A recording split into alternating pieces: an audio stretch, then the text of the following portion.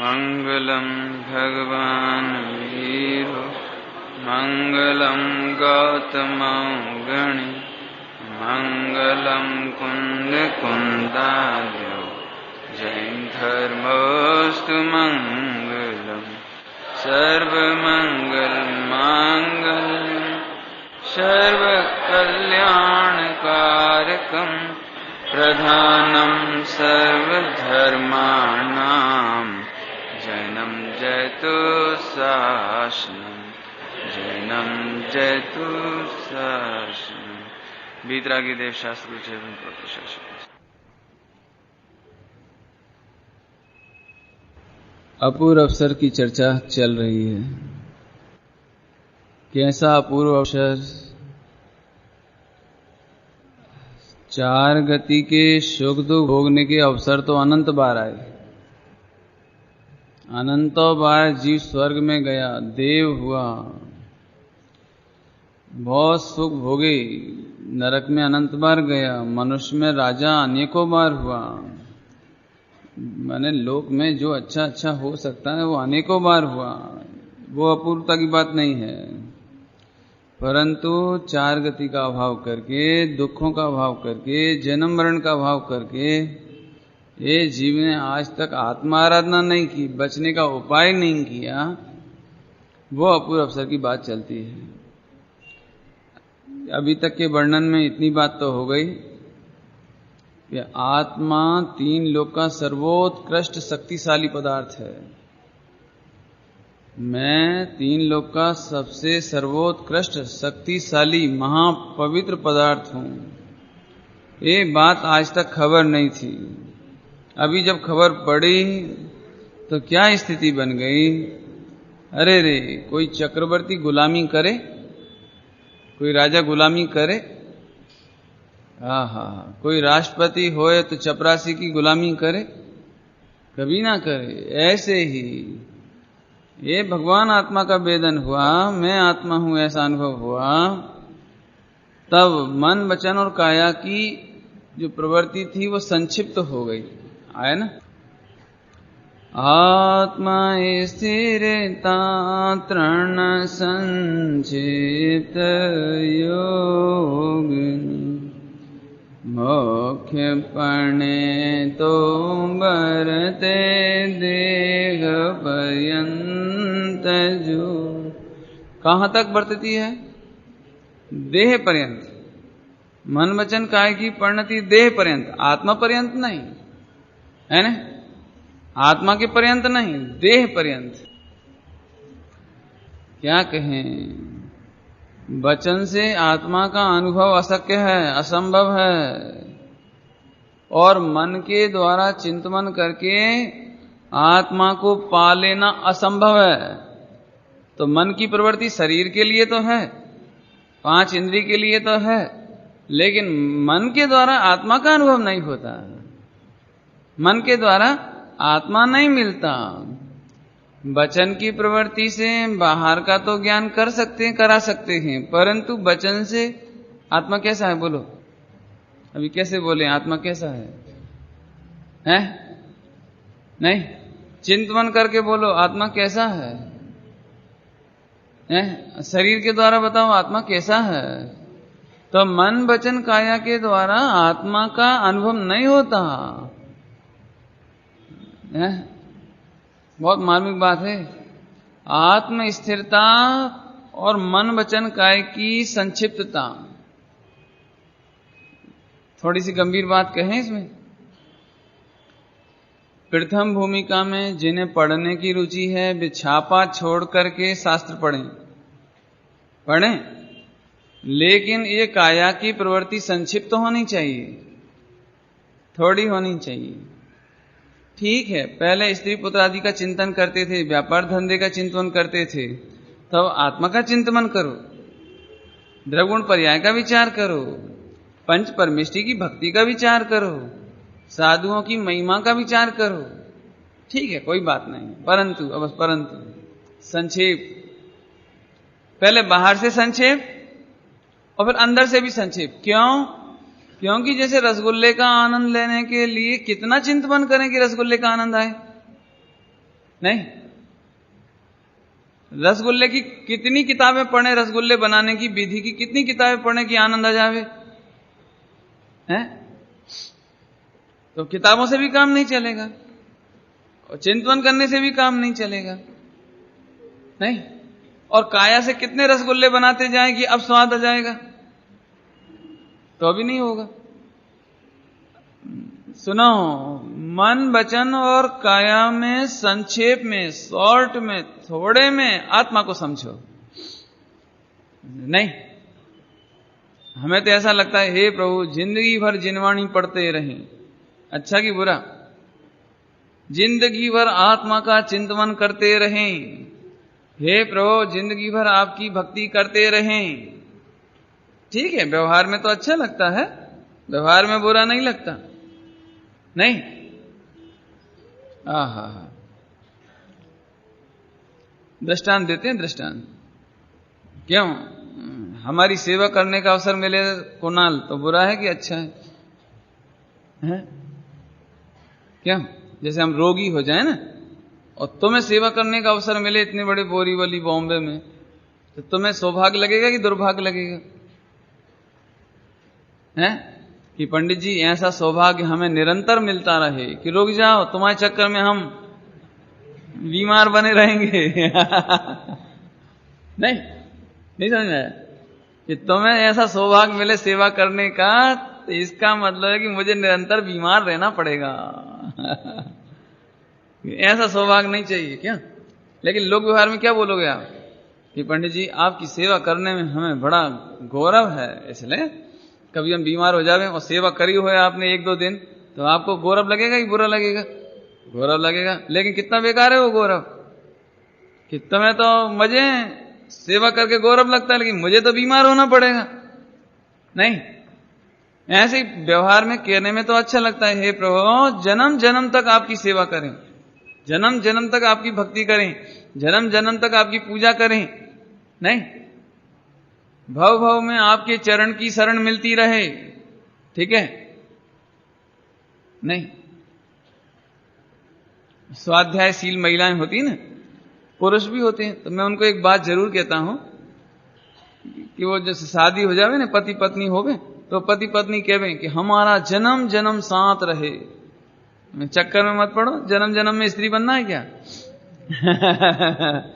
क्यों जन्म जन्म का साथ? तो जन्म जन्म तो हमारा अगले भव में भी कभी वियोग ना हो।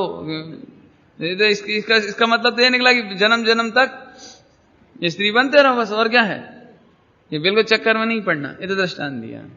ऐसे ही प्रभु जब तक मुझे आत्मा की प्राप्ति नहीं होती हो तब तक तो मन वचन काय में पंच परमेष्टि रहवे, आत्मा का चिंतन रहवे, लेकिन संक्षिप्त समझ गए? हा नहीं समझ लो। दृष्टांत देते हैं, दृष्टांत।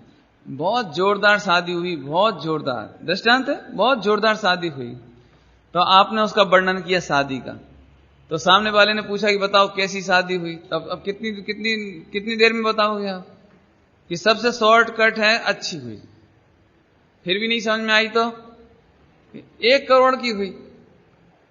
ये तो दृष्टांत है, 1 करोड़ की हुई और फिर भी समझ में नहीं आई तो कि इतना सोना दिया, इतनी कार दी, इतना सामान दिया, इतने ऐसा बता दो। लेकिन तुम 1 करोड़ की डिटेल ही करने लगो कि ये समझ लो 10,000 के तो रसगुल्ले बनाए कम से कम। नहीं, और 1 लाख का सोना दिया, सोने में अंगूठी दी, ये अपन क्या बोलेंगे? कोई डिटेल करे तो अपन क्या बोलेंगे? शॉर्ट में बोलो शादी कैसी हुई। तो लोग में शॉर्ट करते हैं ना, ऐसे शॉर्ट में आत्मा का अनुभव करें। मन वचन काय को भी ज्यादा नहीं दौड़ावे। समझ में आया? मेरे मन वचन काय योग, इनमें संक्षेप में मेरे आत्मस्थिरता। भूखे आदमी को भोजन का कितना वर्णन सुनाए तो वो ये कहेगा अब तुम चर्चा ही करोगे कि बोलो। समझो, एक दृष्टांत है। शैलेश भाई, बहुत जम के भूख लग रही है और आपने बड़ी मुश्किल से 3 घंटे बैठा के 11 बजे बुलाया था भोजन के लिए और 2 बजे भोजन परोसा आपने। 3 घंटे तक आपने खूब मिठाइयों का वर्णन किया मेरे लिए, है ना? और इतने में एक भाग्यशाली थे ये पंकज कि ये ठीक 2 बजे ही आए। इन्हें भी भोजन परसा आपने, मुझे भी परसा। तो क्यों, मैं पंकज से कहूंगा कि तुम बहुत बैड लकी हो, 3 घंटे तक तुम्हें डिटेल सुनने को नहीं मिली। नहीं, रसगुल्ले तो मिल गए लेकिन डिटेल सुनने को नहीं मिली। ये बोलेंगे अच्छा होगा, हमें तो हमें सुनना ही नहीं, सुनना क्या है। ऐसे ही भूखे व्यक्ति को भोजन करने का रस है, ऐसे आत्मरसिक को आत्म स्थिरता का रस है।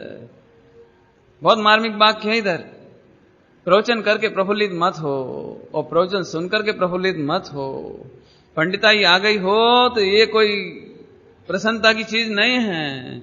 लिखने की कला आ गई हो, बोलने की आ गई हो, दुनिया को राजी करने की आ गई हो, रिझाने की आ गई हो, तो आत्मार्थी का लक्षण ये नहीं है। उसका लक्षण तो है तृण संक्षिप्त योग। अब तो समझ गए होंगे नहीं? हा कि साहब हमसे घंटों चर्चा कर लो। हमने कहा हमें नहीं करना घंटों चर्चा। नहीं समझ गए होंगे अब तो थोड़े में आगे। मुख्य पणे तो बरते देह पर्यंत, क्योंकि मन वचन काया की परिणति देह पर्यंत है, आत्म पर्यंत नहीं है। हैं? देह की परिणति, ध्यान से सुनना, एक मार्मिक वाक्य बताना है हमको। मन वचन काया की परिणति देह पर्यंत है, संबर निजरा मोक्ष पर्यंत नहीं है।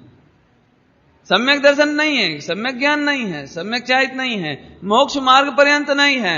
देह की परिणति, जड़ की परिणति जड़ तक सीमित है। मन वचन काया की कितनी भी चेष्टा कर लेवे, कितना भी क्रियाकांड कर लेवे, कितना भी कर लेवे, लेकिन मोक्ष मार्ग नहीं होता। उससे तो उल्टा नहीं समझना। किसा फिर पूजा पाठ है कि व्रत उपवास, वो तो आपने कह दिया देह पर्यंत। कि समझो अच्छी तरह से, मुनि दशा भी आएगी, जंगल में भी जाओगे, कल वर्णन हुआ था, वो तो देह पर्यंत है। गुरुदेव श्री तो ऐसे फरमाते थे, अरे रे नग्न दिगंबर मुनि अनंति वेर हुआ, और कोई ने तीरों से छेद दिया और सारे अंग के घावों में मिर्ची भर दी और कड़ाई में तल दिया। क्या किया? कड़ाई में, उबलती हुई कड़ाई में डाल दिया। कौन को? मुझे, अनंती बेर। और आंख का कोना लाल नहीं हुआ, माने आंखों पे गुस्सा नहीं आया, तो भी तेरा है कल्याण नहीं हुआ, क्योंकि वो तो काया पर्यंत। मुख्य पड़े तो बरते देह पर्यंत। कितना जबरदस्त भेद विज्ञान। आत्मा और देह की परिणति। सुनो, ये वाचन हो रहा है, ये देह की परिणति है। पंडित जी इससे धर्मात्मा नहीं है और तुम सुनकर के धर्मात्मा नहीं हो, ये तो काया की परिणति है, आत्मा की परिणति नहीं है। नहीं? इसलिए यहां कहते हैं मन वचन काया की परिणति समेटती है, और वो कब तक रहती है? देह पर्यंत, मुक्ति पर्यंत नहीं, आत्मा में नहीं, संबर निर्जरा में नहीं, आत्मा के स्व संवेदन में नहीं, भगवान आत्मा के वेदन में नहीं। बोलो, ख्याल में आया? ये 2 लाइन अभी आगे। कल एक भाई ने पूछा था कि उपसर्ग और परिसर में क्या अंतर है। आया ना, इसमें 2 शब्द आए, घोर परिसर के उपसर्ग करी, आ भी सके नहीं तेरे तानो अंत जो, अपूर्व अवसर वो। इसमें उपसर्ग और परिसर में क्या अंतर है? कि उपसर्ग तो कभी कभी होते हैं, उपसर्ग तो कभी कभी होते हैं, लेकिन परिसर डेली होते हैं। दिगंबर मुनि को भूख का परिसर, क्षुधा का परिसर रोज। क्यों? क्योंकि क्या कहें, 1/3 तो पेट को खाली छोड़ते हैं, 1/4 को 1/4 है ना, ऐसे 1/4 खाली छोड़ते हैं, और 2/3 पानी लेते हैं, 4 भाग करो पेट का, 4 भाग, तो 1 भाग तो हवा के लिए छोड़ते हैं और 2/3 पानी और 1/4 मैंने क्या 2/4 हाफ समझ लो पानी और 1/4 वो भोजन लेते हैं। इतना कम भोजन, 1/4 ओनली। टोटल ग्रास है 32 ओनली, 32 ग्रास। इसके बाद तो अगले दिन अंतराय हो जाए, आहार मिले ना मिले, क्षुधा परिसय, त्रसा परिसय, इसकी चर्चा हो गई थी। शीत परिसय, उष्ण परिसय है, ये तो परिसय हुए। दंश मशक परिसय, दंश मशक परिसय माने मच्छर आदि, मक्खी आदि डांस मारे, डांस डंक मारते हैं, बिच्छू आदि चढ़ जावे, सर्प आ जावे, सर्प है। पृथ्वी पर चलना, पृथ्वी पर सोना, ये रोजाना के, रोजाना के। हा, ये तो हुए परिसय, है ना। अभी उपसर्ग किसका नाम, कि अचानक कभी बड़े बड़े जानवर जैसे व्याघ्र, बाघ, सिंह, अजगर, ये अचानक मुनिराज को खा जावे तो ये उपसर्ग कहलाएगा। 4 प्रकार के उपसर्ग होते हैं, 4 प्रकार के। एक तो मनुष्यकृत, मनुष्यकृत। द्रोणागिरि एक पर्वत है, द्रोणागिरि एक पर्वत है, वहां पर गुरुदत्त मुनि मोक्ष हुआ उनको। वो गुरुदत्त मुनिराज जिनका मोक्ष हुआ, उसी भाव में वहां के राजा थे, राजा। अभी कहानी तो बड़ी है, मैं इतने समझ लो कि जब ये मुनि हुए तो एक किसान को उन पर गुस्सा आया, एक किसान को गुस्सा आया, तो उसने दिगंबर मुनिराज को शरीर पर रुई लपेट करके, पूरी बॉडी पर रुई लपेट करके और आग लगा दी, और दिगंबर मुनिराज का देह जल करके पूरा हुआ, और यहां पूरा हुआ और इधर उनको केवल ज्ञान हो गए, केवल ज्ञान लेके मोक्ष में चले गए, हैं। ये उपसर्ग हुआ, मनुष्यकृत उपसर्ग। मनुष्यों के द्वारा उपसर्ग कर देना, देवों के द्वारा उपसर्ग कर देना, जैसे पारसनाथ भगवान के ऊपर कमठ ने उपसर्ग किया, बराबर है। मनुष्य, देव, प्रकृति। प्राकृतिक में क्या हुआ, घोर बाढ़ आ जावे, बिजली गिर जावे और शरीर भंग हो जावे, सिर फट जावे, अचानक जंगल में आग लग जावे, आग में घिर जावे, ये प्राकृतिक उपसर्ग। ये प्राकृतिक, सदा नहीं होते, कभी होवे, ये प्राकृतिक। बाढ़ आ जावे, वो बाढ़ में मुनिराज बह जावे, ये उपसर्ग प्राकृतिक। कितने हो गए, 3 हो गए, देव, मनुष्य, पशुओं के द्वारा और प्राकृतिक, 4 हो गए, है ना। अब इनका वर्णन कल हो गया था, बराबर। लेकिन गजब बात, कल आपको बताई थी ये बात, आज फिर सुनो एक बार। श्रीमद जी ये नहीं कह रहे कि हे भगवान उपसर्ग ना आए, परिसय ना आए, और आए भी तो क्यों छोटे मोटे आए, ये नहीं कहा। श्रीमद जी ने ध्यान से सुनना, पंचम काल में शरीर का संगनन नहीं है, ताकत नहीं है, पावर नहीं है, ये शिकायत नहीं करी। ध्यान से सुनना, ये पंचम काल है, सब चलता है, नहीं, ये तो कलयुग है, हुंडा अवसर्पणी है, सब चलता, ये नहीं कहा। ये नहीं कहा कि घोर उपसर्ग नहीं आवे, पशु पक्षी मेरे नहीं खावे, मनुष्य नहीं मार डाले, देव मेरे ऊपर परेशान नहीं करे, ये नहीं बोला। घोर परिसय और घोर उपसर्ग भयभीत कर देने वाले, भय उत्पन्न कर देने वाले, ऐसे घोर परिसय और उपसर्ग आवे, लेकिन आ भी सके नहीं। आहा, लेकिन हमें तो आ नहीं सके, काय का, स्थिरता का अंत नहीं।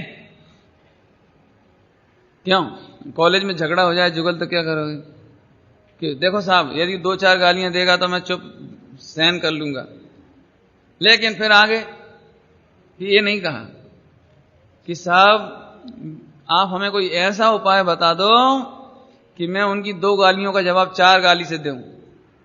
क्या वे यदि चाकू लेके आए तो मैं राइफल लेके पहुंच जाऊं, ये नहीं। आप तो ऐसा उपाय बताओ कि वे निरंतर गाली देते रहें, लेकिन मेरी पेशेंस, मेरा पेशेंस, मेरी सहन शक्ति, मेरी विल पावर कम ना हो। क्या चाहोगे बोलो?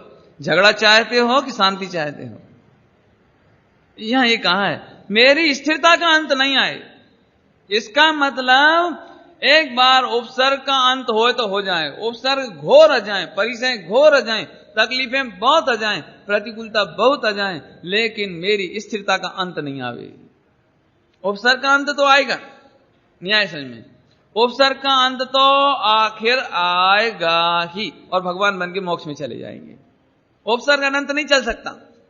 क्या कहा? उपसर्ग अनंत काल नहीं चल सकता, लेकिन स्थिरता पर कब तक की स्थिरता मांगी?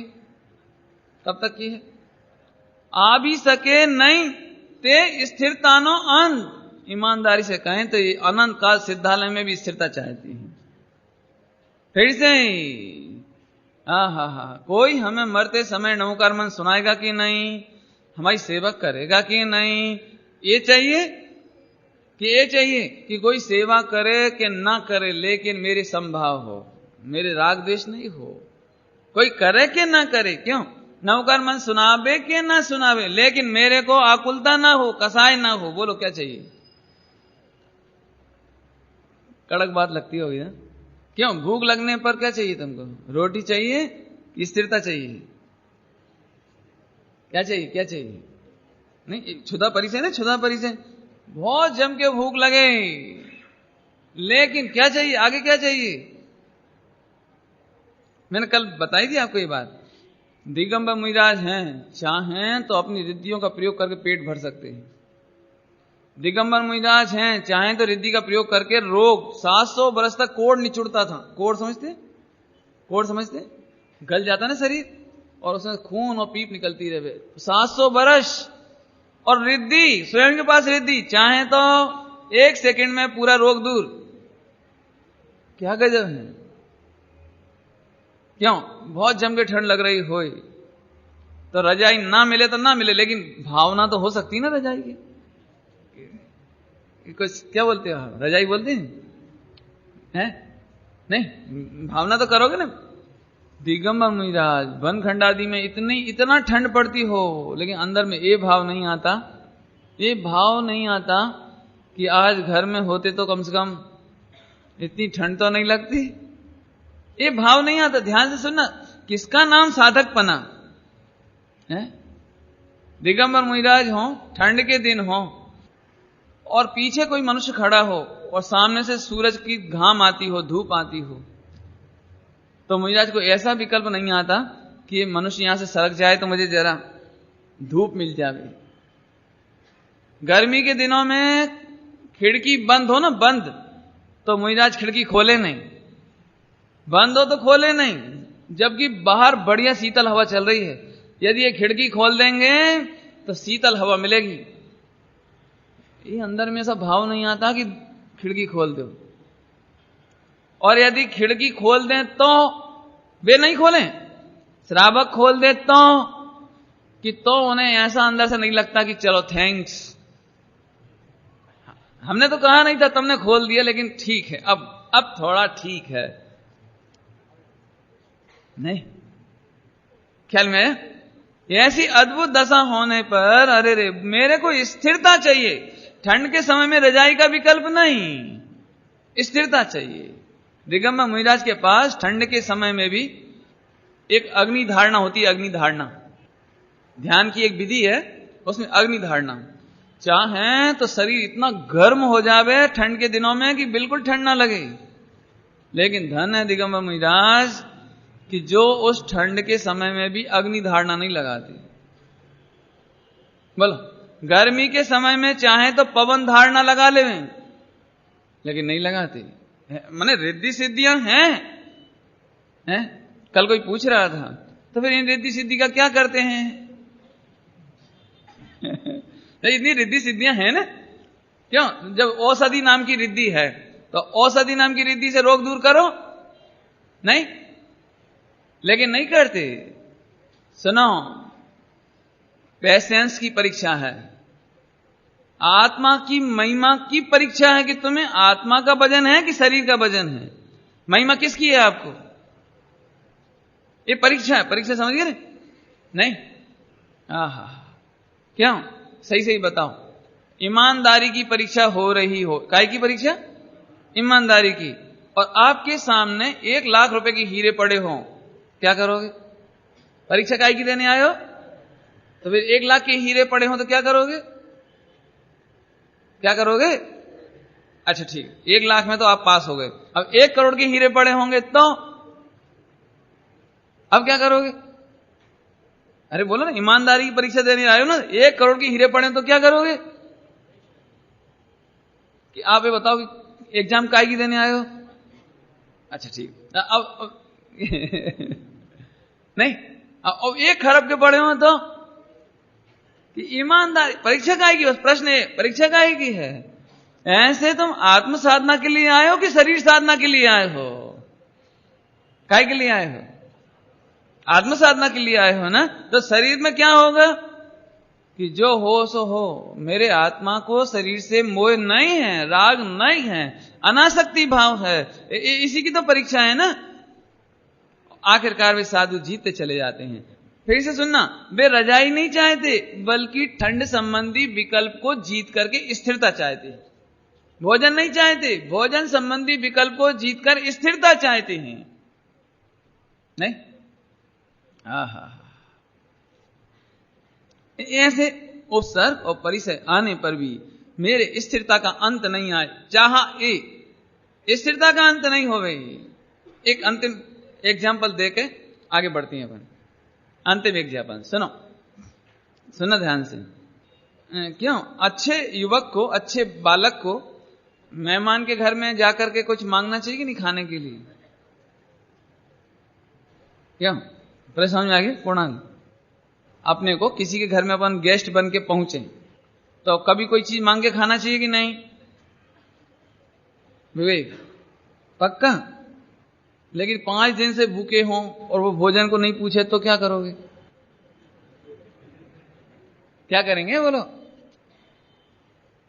अब मान के चलो आप 5 दिन के भूखे हो और आपने उनके घर गए, मेहमान के यहां मेहमान बनकर गए और उन्होंने पानी को भी नहीं पूछा और आप प्यासे के प्यासे लौट आए और बाद में उनको ये बात मालूम पड़ी कि विवेक आया था 5 दिन का भूखा प्यासा और मैंने पानी को भी नहीं पूछा।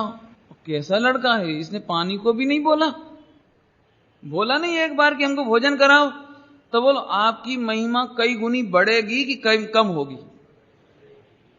अरे ये लड़का हो तो ऐसा, अरे गजब हो गया, लायकात हो तो ऐसी, इतना भूखा होने पर भी भोजन नहीं मांगा, इतना प्यासा होने पर भी पानी नहीं मांगा। ईमानदारी से बताओ, गलत बोल रहे हैं ठीक बोल रहे हैं? है ना? ऐसे ही ना बात। ऐसे ही दिगंबर मुनिराजों की उत्कृष्टता कब कि इतनी भूख लगने पर भी ये नहीं लगता कि इनको विकल्प क्यों नहीं आ रहा है, ये भोजन क्यों नहीं करा रहे, ये भोजन क्यों नहीं देते हैं, और ये देव कहां चले गए, व्यवस्था क्यों नहीं करते? आहार लेने खड़े हैं और कड़वी दूधी का आहार हो गया। ऐसा नहीं लग रहा कि अब तो मत दो, अंदर अंदर मुंह से तो बोलते ही नहीं है, अब तो मत दो, ये विकल्प नहीं आ रहा। देखो, और कड़वी दूधी का आहार ले लिया, कड़वी तुमड़ी का आहार ले लिया, और कोई मीठी चीज, अच्छी चीज चाहिए, इशारा नहीं करते।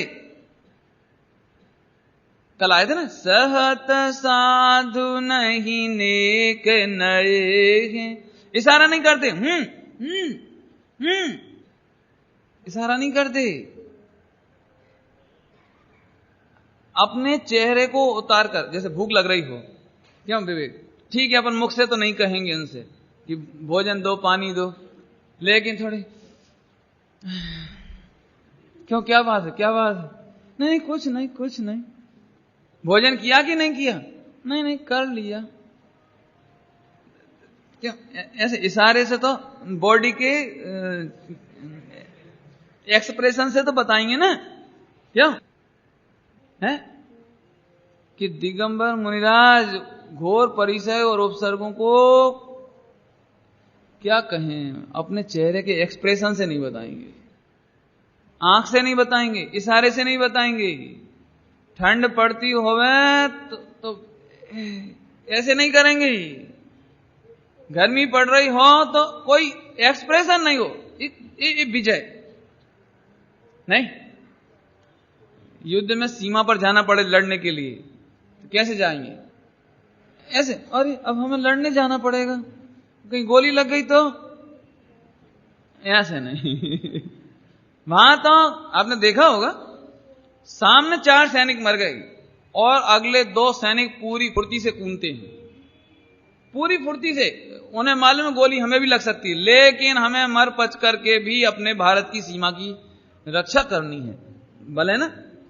सुनो, जब भारत की सीमा की रक्षा करने के लिए कूद सकते हैं तो आत्मा की रक्षा करने के लिए नहीं कूद सकते? आत्म कल्याण के लिए नहीं आगे आ सकते? इसी का नाम दिगंबर मुनिराजों की पवित्रता, लायकियत। इसीलिए वे त्रिलोक पूज्य होते हैं कि कभी भोजन का विकल्प करे नहीं, मांगे नहीं, चाहे नहीं, व्यवस्था करे नहीं, कराए नहीं, और कोई व्यवस्था कर दे तो अनुमोदना नहीं करें। अनुमोदना समझ में आया कुछ? खुद रोटी बनाते नहीं, कोई से कहकर बनवाते नहीं, ये जरा ढंग से भोजन बनाओ हमारे लिए, बनाते नहीं, बनवाते नहीं। लेकिन मनपसंद भोजन कोई करा देवे तो अनुमोदना माने प्रसन्नता नहीं, आज ठीक रहा। आंख से नहीं, आंख से नहीं, आंख से भी नहीं, अनुमोदना नहीं करते, प्रसन्नता व्यक्त नहीं करते। ऐसे घोर परिचय, समझ में आया कुछ? घोर परिचय और उपसर्ग। आदिनाथ मुनिराज को 1 साल तक आहार नहीं मिला, 13 महीने तक नहीं मिला, लेकिन जिस दिन मिल गया उस दिन कैसा लगा होगा? आदिनाथ जी उस दिन तो बिल्कुल कृतकृत्य हो गए होंगे, आज ठीक है, क्यों? आज आया हमारे पुण्य का उदय। ऐसा नहीं होता। हा, ये तो बहुत वर्णन है भाई, लेकिन हम क्या लिख रहे हैं, श्रीमद जी क्या लिख रहे हैं कि हमारे स्थिरता का अंत नहीं आवे। उपसर्ग का तो अंत आ गई, परिचय का तो अंत आ गई, लेकिन हमारे आत्मस्वरूप की स्थिरता का अंत नहीं आएगा। ये हुआ। अब आगे चलते हैं, अगला छंद 5वां। संयम ना है तू थी योग प्रवर्तना, स्वरूप लक्ष्य जिन आज्ञाधीन जो, ते पण क्षण क्षण घटती जाति स्थिति मां, अंते थाए निज स्वरूप लीन जो, अपूर्व अवसर वो क्या रे आवसी। देखो ये जो छंद चल रहे हैं ना, ये मुनि दशा के चल रहे हैं। साधक दशा में अपूर्व अवसर की भावना भाते हैं ना, ये साधक दशा। सुनो, असंयम की तो बात ही नहीं रही, पाप की तो बात ही नहीं रही। मैं क्यों कह रहा हूं ये हसमुख भाई? अभी तो अपने को पाप घटाना है, अभी तो अपने को पाप घटाना है। यहां पाप घटाने की बात नहीं कह रहे। इसका मतलब तुमसे बहुत आगे आ गए हैं, मुनि दशा आ गई है। फिर से सुनना, फिर से ही। ज्ञानी किसको कहना? जो पाप घटावे वो ज्ञानी, कि पुण्य घटावे वो ज्ञानी? पारस क्या कहना है? क्या कहना है? क्या उसमें समझ आ रहा कुछ? पाप घटावे वो ज्ञानी कि पुण्य घटावे वो ज्ञानी? अभी देखो इसी में लिखा है, इसी में पहली बात तो संयम के हेतु से, हेतु थी माने हेतु से, संयम के हेतु से माने संयम के लिए। तो अशुभ की तो बात ही नहीं रही, असंयम के लिए नहीं। योग प्रवर्तना, 3 योग की चर्चा भी आई थी, मन, वचन और काया। ठीक है, मन वचन काय की प्रवृत्ति मन वचन काय की प्रवृत्ति संयम के लिए हो, पापों के लिए नहीं हो, पापों के लिए नहीं आए समझ। दिगंबर मुनिराज खाने के लिए नहीं खाते हैं, अपन काय के लिए खाते हैं? क्यों काय के लिए खाते हैं? जरा टेस्ट अच्छा करो, थोड़ा नींबू डालो, थोड़ा मीठा डालो, थोड़ा मसाला बढ़िया जोरदार, क्या फर्क पड़ गया? क्या फर्क पड़ गया? दिगंबर मुनि भी भोजन लेते हैं, आप भी भोजन लेते हो, फर्क क्या पड़ गया? कि तुम्हारे खाने के परिणाम को पाप भाव कहते हैं, असंयम कहते हैं, और वही मुनिराज आहार लेते हैं तो वो संयम कहलाता है। आया समझ में? आया समझ में? आया है? तुम सड़क पर चलते हो तो काय के लिए चलते हो? मजा लेने के लिए, इधर देख इधर देख इधर देख उधर देख, है ना? माने तुम चलते हो तो आनंद लेने के लिए घूमते फिरते देखते हुए चलते हो, और मुनिराज चलते हैं संयम के लिए। मन वचन काय की बात चल रही है, काय की। दिगंबर मुनिराज चले तो संयम के लिए, संयम के लिए मतलब समझ गए, देख देख करके चलते हैं, कहीं कोई जीव का घात नहीं हो जावे, देख के चलते हैं। नहीं पीछे कमंडल उठावे रखें, पीछे कमंडल उठाए रखें तो देख के जीवों का घात नहीं हो जावे, संयम। अपने को अभी कोई चीज उठाना रखना हो तो हाँ, बिस्तर लाए अब कौन नीचे तक झुके? नहीं क्या? क्या क्यों? सब्जी के छिलके फेंकना हो तो क्या करो? ऊपर से ही 5 पे माला से ही चला गया नीचे। क्यों नहीं? कभी कोई क्या कहें, अब कहां तक कहेंगे बोलो? माने हमारी जितनी प्रवृत्ति है क्या कहें आपको, बहुत लगता है देख करके। पहले झाड़ू काटते थे ना और पोंछा लगाते थे जमीन पर, तो चींटी दिख जाती थी तो बचा लेते थे। अब लेकिन झुकने का काम ही नहीं बचा, अब बैठना ही नहीं, अब तो वैक्यूम वाला वो कंप्रेसर, खड़े खड़े दूर से ही। और उसमें वो क्या करते हैं, सारी मिट्टी के साथ साथ जितने जीव हो ना जमीन पर, वो सब मिट्टी के साथ कणों के साथ वो भी ताकत से आके मर जाते हैं सारे सारे, अब बचे ही नहीं। यदि वो पानी का वाइपर, वो खड़े ही खड़े, वो तो झुकने की जरूरत ही नहीं बची। माने हमारा सारा प्रवृत्ति असंयम के लिए। यहां क्या कह रहे हैं? संयम ना हेतु थी योग प्रवर्तन। अब मैं क्या बताऊं बोलो? इसके इस एक पंक्ति में सारा चरणान योग आ गया, सारा चरणान योग आ गया। देख कर चलना, देख कर खाना, देख कर उठना बैठना है। क्यों?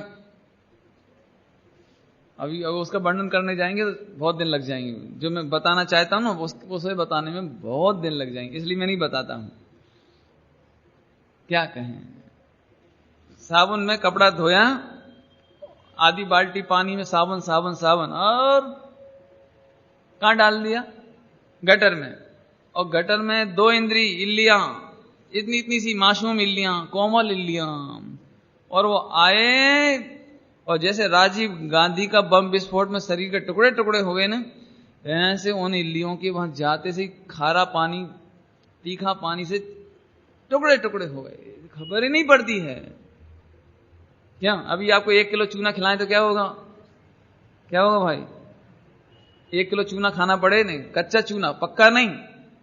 वैसे तो पक्के में भी हालत खराब हो जाएगी, नहीं नहीं कच्चा मैं इसलिए कहता हूं कि जब बम विस्फोट होगा क्या होगा? हमारे मन वचन काय की सारी प्रवृत्ति असंयम के लिए है, और यह कह रहे संयम ना हेतु थी योग प्रवर्तना। अपन वचन कैसे बोलते हैं? घर में आकर के माता पिता से ही बोलना हो तो, अब मैं नहीं बोल के बताऊंगा, चाय जैसे बोलते हुए। यदि पिताजी ने जरा कुछ बोल दिया तो पावर से बाहर क्या बोलते हैं? क्या गजब है, चाय जैसे जवाब दे देवे, चाय जैसे चिल्ला देवे, बोल देवे। वाणी की प्रवृत्ति असंयम के लिए। और सड़क पर हो, कोई देखने वाला नहीं होता तो छुट्टा बिल्कुल, क्या बोलते हैं, बिल्कुल। अब तो मेरे को बोलने में भी अच्छा नहीं लगता हो। क्या मां बहन के अलंकार गंदी गंदी गालियां, अशिष्ट गालियां, छूट। और बाद में आदत पड़ जावे तो अपने घर में ही देने लगे। मम्मी पापा पे गुस्सा आए तो गुस्से में आकर के बस वो गालियां, वो अलंकार, हमारे यहां अलंकार बोलते हैं उनको, अलंकार समझते हैं? थोड़े में बहुत समझना, मन की वचन की प्रवृत्ति, वचन में अशिष्ट वचन बोल देवे। यहां कहते हैं वचन से बोलें तो संयम के लिए, संयम के लिए मुनिराजों के मुख से वचन निकलते हैं। समिति है, समिति, समिति है ना, समिति की भाषा, समिति, भाषा समिति। हा। ये भाषा समिति कैसी है? हित मित प्रिय। हित माने हितकारी, मित माने कम, और प्रिय माने मधुर। मुख चांद्र ते अमृत झरे, ऐसा लगता है मानो मुख चंद्र से अमृत झर रहा है। अब मैं एक ही लाइन में कह देता हूं, रत्नगढ़ साहबकाचार्य जी में बहुत बढ़िया पंक्ति लिखी है। किसी का दिल दुखाने वाले, किसी को हीन दिखाने वाले, किसी को पामर दिखाने वाले, दुखी कर देने वाले वचन बोलने वाले तो जगत में बहुत लोग मिल जाएंगे। धन है जिनकी वाणी सुनते से ही प्रभुता का बोध होता है। धन है जिनकी वाणी सुनते ही हमारे समस्त क्लेश दूर हो जाते हैं, दुख दूर हो जाते हैं, हमारा संताप दूर हो जाता है। ऐसे वचन बोलने वाले कोई बिरले हैं। और इसके आगे एक पंक्ति और है, मीठा वचन बोलने का कुछ दाम ना ही लगे है। भाषा समझ में आई नहीं? समझ आ गई? मधुर मीठा बोलने में कोई पैसा नहीं लगता है, इसलिए मीठा बोलो। और एक लाइन और लिखी है, अरे तुम्हें वाणी का योग है, पशुओं को तो बोलने का योग ही नहीं मिला है। यदि महादुर्लभता से तुम्हें बोलने का योग बना है तो मधुर संभाषण करो, मीठा बोलो। भाषा समिति, पहले तो मुनिराज बोलते ही नहीं, बोले तो हितकारी, मित माने कम, और हित मित और प्रिय, प्रिय माने मधुर बोलते हैं। किसी को दिल दुख जाए ऐसा नहीं बोलते हैं, नहीं, ऐसे 5 समिति लगा लेना यहां, है ना? भाषा, ऐष्णा, आदान निक्षेपण, ईर्ष्या समिति है, और प्रतिष्ठापन समिति। आदान निक्षेपण है ना, वो प्रतिष्ठापन में हो गया। ऐसे और देख लेना, ऐसे समिति माने हित मित प्रिय, अच्छा काम करते हैं। ठीक है, संयम के लिए मेरी प्रवृत्ति हो, मन वचन काय की प्रवृत्ति संयम के लिए। अभी तो और आई, वचन गुप्ती, बोले नहीं, वचन से गुप्त आत्मा का अनुभव, मन से गुप्त आत्मा का अनुभव, मन में कोई दुर्विकल्प नहीं, और काया में भी काय गुप्ती, काया में भी कोई चेष्टा नहीं। ऐसा समय कब आएगा? संयम के लिए, अब तो इतनी बात समझे शॉर्ट में, संयम के लिए मेरी प्रवृत्ति हो। अब एक अगली बात सुनो, संयम के लिए मेरी प्रवृत्ति हो, कौन कौन सी? योग की, योग प्रवर्तन है ना। योग में कौन कौन आया? मन वचन और काया। मन में चिंतन खोटा नहीं हो, वचन में खोटा बोलना नहीं होवे, और काया में खोटी प्रवृत्ति नहीं हो। सरल भाषा में कहें तो लापरवाही से ना हो। बराबर, आगे चलो। ये पंक्ति गजब लिखी है, बिल्कुल गजब। देखो, मन वचन काय की चेष्टा तो अनंत बार सुधारी, वचन से गालियां नहीं दी, मन में खोटा विचार नहीं किया, और काया से भी किसी का बुरा नहीं किया, देख देख के चले। इतना काम तो अनंत बार किया। कौन सा काम नहीं किया वो दूसरी लाइन में है। न्याय समझ में, 100 रुपए का नोट जमीन पर कहीं पड़ा हो तो नीचे देख करके चलना, तो वो कहना अनंत बार किया, नहीं किया? नहीं समझ में है? देखो यार क्या लिखते हैं, स्वरूप लक्ष्य जिन आज्ञाधीन जो। 2 शर्त, स्वरूप के लक्ष्य से, काय के लक्ष्य से? अब पहले इसी का ही वर्णन करते हैं ना, काय के लक्ष्य से बताते हैं। पानी क्यों छानना भैया? पानी क्यों छानना? पुण्य होगा। अपन जीव बचाएंगे ना, जीव बचाएंगे तो पुण्य होगा कि नहीं होगा? और पुण्य होगा तो स्वर्ग मिलेगा, पैसा मिलेगा, ठीक है क्या नहीं? बोलो, पानी अनछना पीने में पाप की पुण्य? बोलो जल्दी, पाप। और पानी छान के पीने में पुण्य। आ गए ना तुम लौट फिर के आखिर। हाँ, अपेक्षा से तो सही है। लेकिन पुण्य लक्ष्य नहीं लिखा, स्वरूप लक्ष्य। मैं नीचे देख देख करके चलूं, इससे मेरे पुण्य होगा, जीवों की रक्षा करूंगा तो पुण्य होगा, इससे मेरे फिर बहुत पैसा मिलेगा, इज्जत आबरू मिलेगी, और मेरे खूब चक्रवर्ती हो जाऊंगा, इंद्र हो जाऊंगा। ये नहीं, स्वरूप लक्ष्य। एक शब्द में गजब, स्वरूप लक्ष्य। हाँ भैया, आहार कैसा करना कि स्वरूप लक्ष्य, पेट भरने के लक्ष्य नहीं। क्या कहा? तुम भोजन काय के लिए करते? पेट भरने के लिए? काय के लिए करते क्या? अरे गजब बात। यदि ये पेट भरने का लक्ष्य है ना, इसीलिए अपने को पाप हो रहे हैं। असंयम का क्यों हो रहा है ये असंयम? पेट भरना, पेट भरना, पेट भरना। पेट भरने के लक्ष्य से जो मिले सो डालो, और जब मिले, समझ गए, तब डालो, और जैसा मिले डालो आप। तो बस नहीं, ऐसे नहीं। क्यों? भूख लग रही हो तो मार्केट में क्या करते हैं? क्या गजब। अभी कभी आप जाकर के देखो उनकी हालत जो बन रहे हैं ना, जहां रेडी। हम तो यार जिस क्या कहते हैं, जहां हम ठहरे हुए हैं ना, तो यहां से मंदिर जाते हैं तो रास्ते में देखते हैं हम क्या स्टाइल है बनाने की वो। अरे प्रभु, अब देखो, अब टाइम नहीं, इसलिए इसको हम कट कर रहे हैं। यहां से सेंसर है, यहां से सेंसर है, वो आप देखना, खुद ही जाके देखना क्या होता है। अरे प्रभु, यहां तो कहते हैं स्वरूप लक्ष्य से, पुण्य के लक्ष्य से नहीं, प्रशंसा के लक्ष्य से नहीं। प्रवचन क्यों कर रहे हैं हम? अब मान चलो मैं प्रवचन करने के पहले सोचूं अच्छी स्टाइल से करो, बॉम्बे के लोग हैं, पैसा वाले लोग हैं, प्रभावित हो गए तो फिर नहीं क्या? नहीं। और फिर प्रशंसा करेंगे, और यदि और अच्छा प्रवचन कर दिया तो चांदी के प्लेट के ऊपर मानपत्र देंगे। तो अगली बार क्या भाव आएगा कि और जोरदार प्रवचन करो। ये लक्ष्य से नहीं। हा। अभी से क्या कहते हैं, प्रशंसा के लक्ष्य से नहीं। अभी क्या कहते हैं, 99% जीवन प्रशंसा में चला जाता है। जगत को अच्छा लगे ऐसे भजन गाओ। अभी भजन का एक कंपटीशन करो, भजन का कंपटीशन, शायद ही कोई स्वरूप लक्ष्य से आनंद करके करें। सबको ऐसे लगे बस। अरे कोई स्वरूप लक्ष्य से करो भाई, भजन दूसरों के लक्ष्य से नहीं करो। नहीं। क्यों? दुकान किसके लक्ष्य से खोलते हो? मॉर्निंग में दुकान किसके लक्ष्य से खोलते हो कि ग्राहकों का खूब भला होए?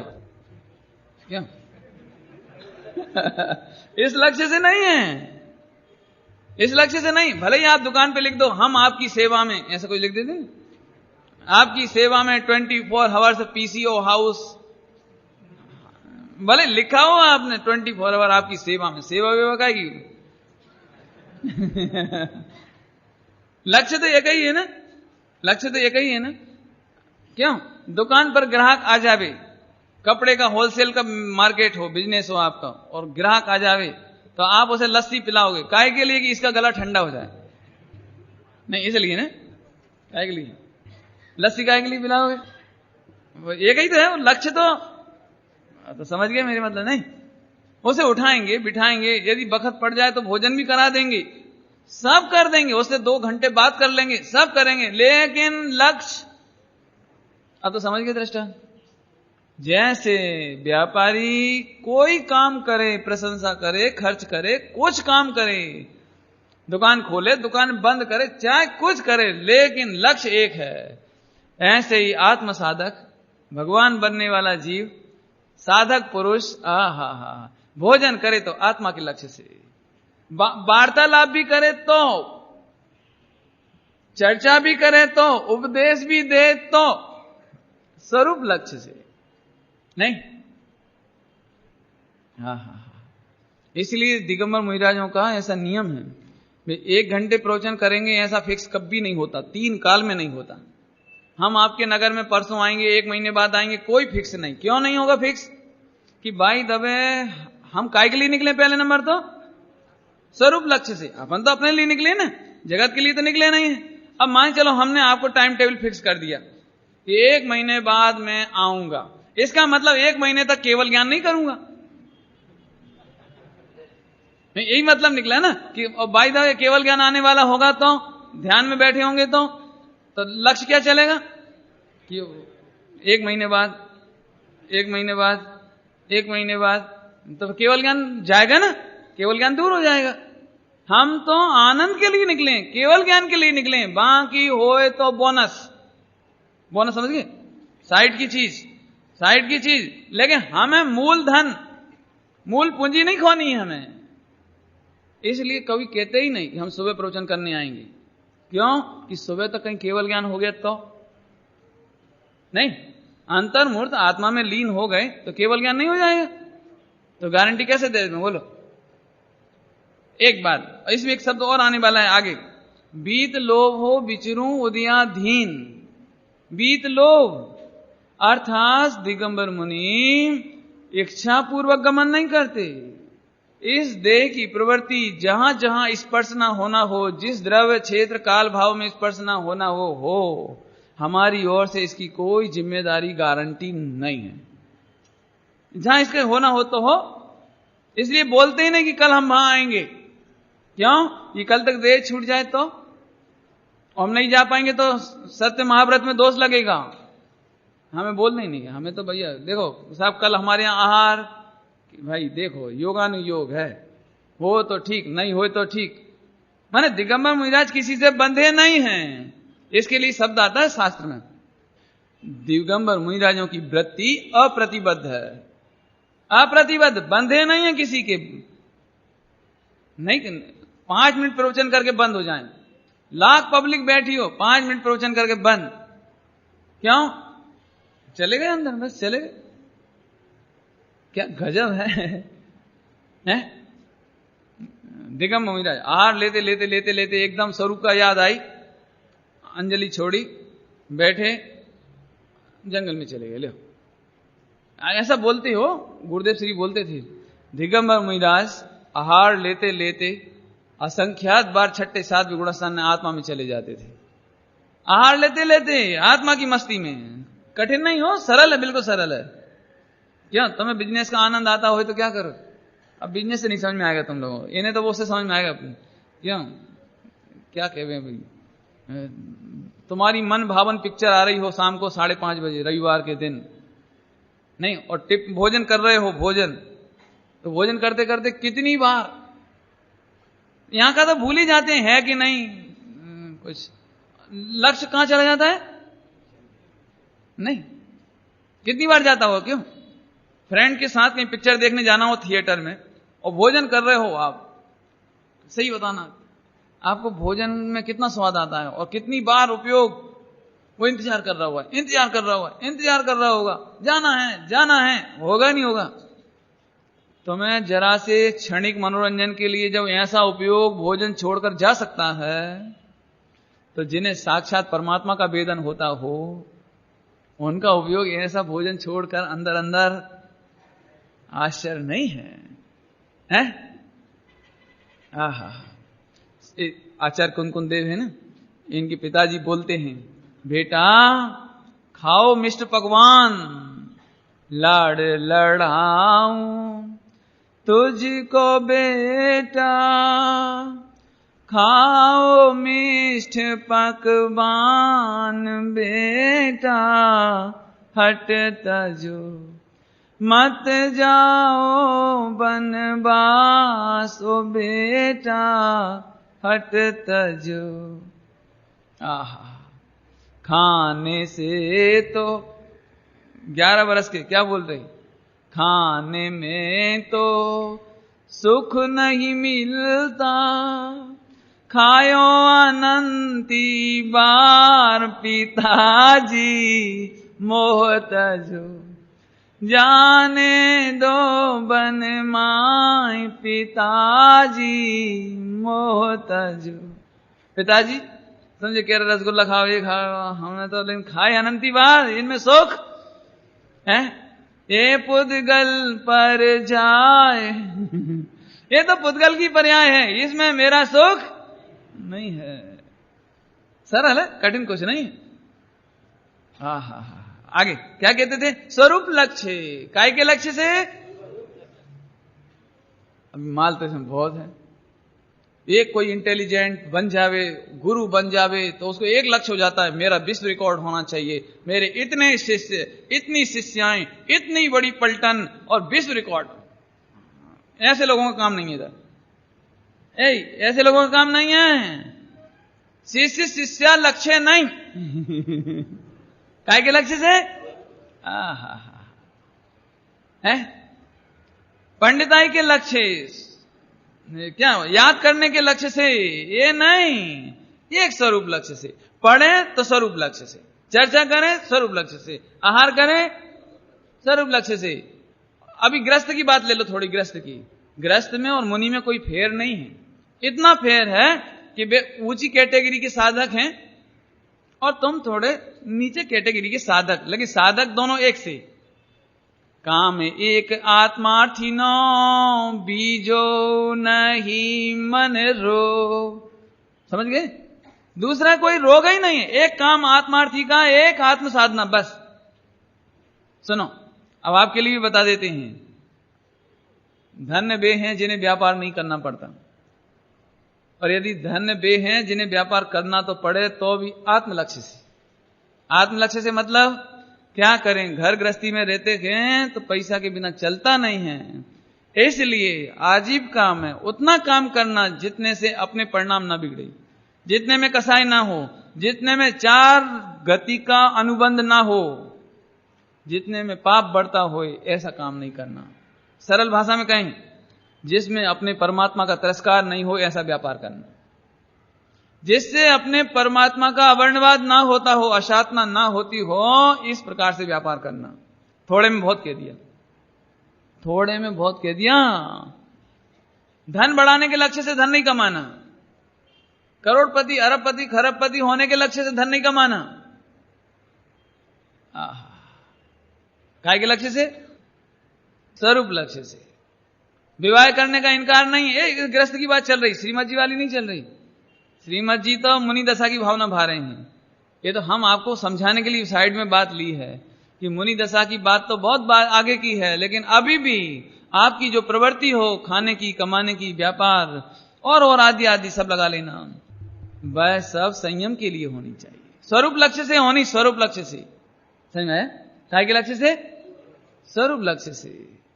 मतलब समझ गए? व्यापार करो लेकिन अपने परिणामों की हानि करके नहीं। आप करो, जरूर करो, आपको विवाह करना है जरूर करो, लेकिन मर्यादित जीवन, अमर्यादित जीवन नहीं, कुशील का जीवन नहीं, खोटा जीवन नहीं, निंद जीवन नहीं। आप करो, कौन इनकार करता है? जैन शासन में ऐसा नहीं है कि व्यापार करने का इनकार है, कि विवाह करने का इनकार है, कि और का इनकार है, लेकिन एक शर्त है, स्वरूप लक्ष्य से। स्वरूप लक्ष्य से, इसको सरल भाषा में कहें तो अन्याय नहीं करना। क्या नहीं करना? अन्याय नहीं करना, अनीति नहीं करना और अभक्ष नहीं खाना। आप खाओ, आपको भूख लगती है 2 बार खाओ, आप 3 बार खाओ, कोई बात नहीं, लेकिन असंयम के लिए नहीं। अभी अपना भोजन काय के लिए है? भोजन करके क्या करना चाहते हैं अपन? व्यापार धंधा, पाप, गुस्सा, लड़ाई झगड़ा नहीं, काय के लिए करना है? अपना भोजन किस काम आता है? किस काम आता है? नहीं, हर चीज में लगाना, हर चीज में। वस्त्र हो संयम के हेतु, उच्छृंखल नहीं हो, कुशील भरे वस्त्र ना हो, कुशीलता के हेतु से ना हो। ये तो कहां तक वर्णन करेंगे, ये तो लिस्ट ही बनाओगे तो बहुत बड़ी हो जाएगी, लेकिन अभी तो थोड़े में बहुत समझो। हाँ, क्या आया शब्द? स्वरूप लक्ष्य। इतना का हमने शॉर्ट में कर दिया हो। अभी दूसरा लो, जिन्ना ज्ञाधीन जो सुनो, ये नहीं कहा पारस, मन मर्जी आधीन जो, समझ गए? नहीं, पानी छानोगे ये तो ठीक, लेकिन जिनाज्ञा अधीन नहीं। अब तो समझ गए? भोजन करो लेकिन जिनाज्ञा अधीन। भोजन तो सभी कर रहे हैं, भोजन तो चिंटी भी कर रही है, नहीं कर रही है? भोजन तो सुअर भी कर रहा है, भोजन तो कुत्ता भी कर रहा है, तुम भी भोजन कर रहे हो। बोलो तुम में और कुत्ते में क्या फर्क है? कुछ फर्क है? नहीं है। बहुत कड़क भाषा बोली मैंने ना, कि कहां डीओजी और कहां जीओडी। नहीं क्या? कहां भगवान आत्मा जीओडी गॉड, और कहां डीओजी। आप भी साहब कहां की तुलना करने बैठ जाते हो? तो हम आपसे ही पूछ रहे, आप में और उसमें कोई अंतर है क्या? नहीं, कि आप मर्यादा के अधीन बरतते हो, अपने माता पिता की मर्यादा, समाज की मर्यादा, देश की मर्यादा के अधीन बरतते हो, नहीं? और कुत्ते का कुछ नहीं है। बंबई का कुत्ता और हमारे गांव के कुत्ते में कुछ फर्क ही नहीं मिला हमें, नहीं समझ आए? ऐसे ही वहां फिरते हैं, जहां चाय डाल दो वहां खा लेते हैं, चाय जब डाल दो तब खा लेते हैं। और पाकिस्तान में भी ऐसे ही हैं। अरे कोई फर्क नहीं है, लेकिन मनुष्यों में कितना फर्क है ना? पाकिस्तान और भारत के मनुष्य माने अपने जैनों में कितना फर्क है? ये काहे का फर्क है? कि हम मर्यादा में जीवन जीते हैं। इतनी बात तो समझ गए, है ना? अब मैं फिर से आ जाता हूं जल्दी से। आचरण तो सभी करते हैं, भोजन तो सभी करते हैं, कपड़े तो सभी पहनते हैं, शादी विवाह तो सभी करते हैं, व्यापार धंधा तो सभी करते हैं, लेकिन धन है जो जिन आज्ञा के अधीन करते हैं। नहीं, साधु तो बहुत प्रकार के हैं, साधना भी बहुत प्रकार की है, धन्य तो वे हैं जो थोड़े में बहुत, समझ गए? नहीं है? क्या कहें? अब मैं इसका अर्थ कल करूंगा, अभी तो टाइम हो गया, कल करेंगे थोड़ा सा इसका अर्थ। जिनाज्ञा अधीन, अरे अभी अब मैं कुछ बोल ही नहीं पा सकता, अभी समय नहीं तो बोल नहीं सकते अभी। क्यों? सचिन तेंदुलकर के कप्तानी में खेलना पड़े तो कैसा लगेगा? जल्दी समझ में आ जाते दृष्टांत। क्यों? सचिन तेंदुलकर की टीम में तुम्हें लिया जाए और वो कहेगा ए स्लिप पे लगो, तो तुम्हें क्या लगेगा? ए तुम्हारे अनुसार क्यों खेलें, हम तो यहीं खड़े होंगे। ऐसे गली मोहल्ले में ऐसा होता है, हम तो यहीं खड़े होंगे, बने सो करो, हम तो यहीं खड़े होंगे। कि नहीं भैया, तुम मालूम नहीं कौन सचिन। अरे सचिन, अरे बाबा, अरे हम तो, आप बोलो साहब कहां खड़े हो जाएं? कि हम तो कब्र में खड़े हो जाएंगे। नहीं समझ में आ गया? समझ गए होगे ना? मैंने आप जो कहोगे वहां हो जाए, ऐसे है ना? क्योंकि बोलने वाला कौन है? सुनो, कानून बनाने वाले शराब पीते थे, कानून बनाने वाले मांस खाते हैं। मजबूरी में तुम कानून की मर्यादा में तो रहते ही हो ना, पुलिस की मर्यादा में तो रहते ही हो ना। ले तीन लोग के नाथ, इनके कानून अनादि अनंत हैं, ये वस्तु स्वभाव के अनुकूल हैं, त्रैकालिक हैं, त्रैकालिक। बोलो तुम्हारे को गौरव कब होना चाहिए? भगवंतों की जिस पंथ चले भगवंत वही आचरी। एक तरफ भगवान तीन लोग के नाथ की मर्यादा में चलना, उनकी आज्ञा में चलना, और एक सड़क छाप किसी व्यक्ति, कोई हीरो, कोई नेता, उसकी मर्यादा में चलना। मेरे को कल यहां से जाने के बाद बहुत विचार आए, बहुत विचार आए। एक घोर परिसर अफसर का नाम लेके डरना नहीं बिल्कुल भी। आप जरा सी वो जय ललिता के नाम पे 13 लोगों ने आत्मदाह कर लिया, पढ़ा ना अखबार? 13 लोगों ने सुसाइड कर लिया।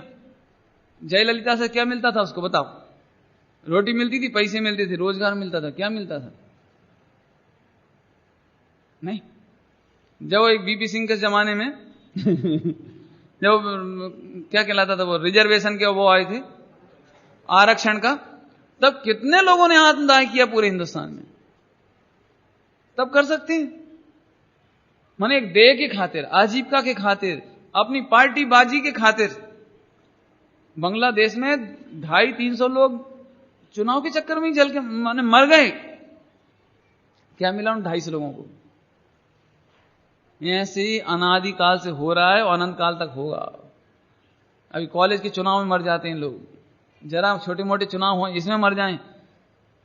यदि कोई अपना जीवन इन अनावश्यक चीजों के लिए खो सकता है, तो हम तो अपने आप को सुखी करने के लिए, अपने भगवान बनने के लिए ये बातें कर रहे हैं, और इसमें गारंटी है हमें इससे लाभ होगा। अभी कुछ नहीं, आप सड़क पर खड़े रहो तो आप भी मूड में आ जाओगे, बिल्कुल पावर में, क्या बोलते हैं वो, जोश में। आपको जरा, हमारे गांव की भाषा में तो ऐसा बोलते हैं, आप क्या बोलते हैं बता देना, कि वो चने के झाड़ पे चढ़ा देते हैं, नहीं क्या बोलते हैं, ऐसे ही बोलते हैं क्या? और चने के झाड़ पे चढ़ा दे, 4 लड़के खड़े हों तो आप, हाँ मैं तो सुनो भाई सुनो, तुम उसकी आज्ञा में मत चलो।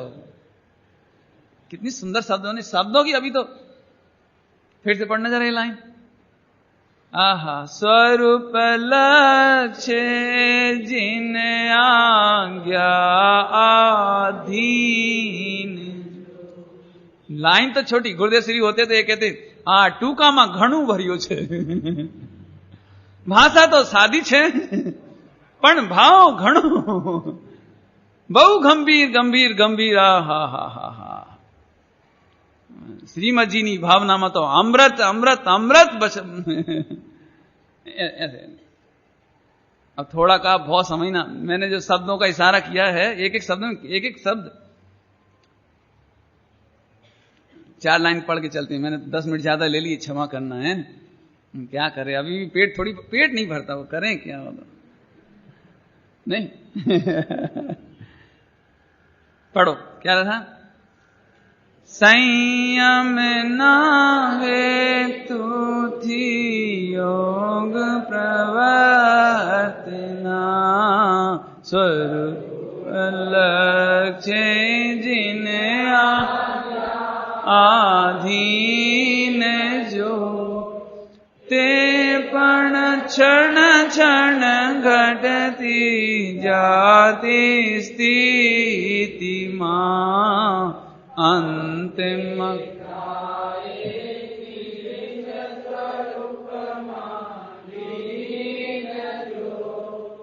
अपूर्व अवसर वो क्या दे। ओम नमः शिवाय।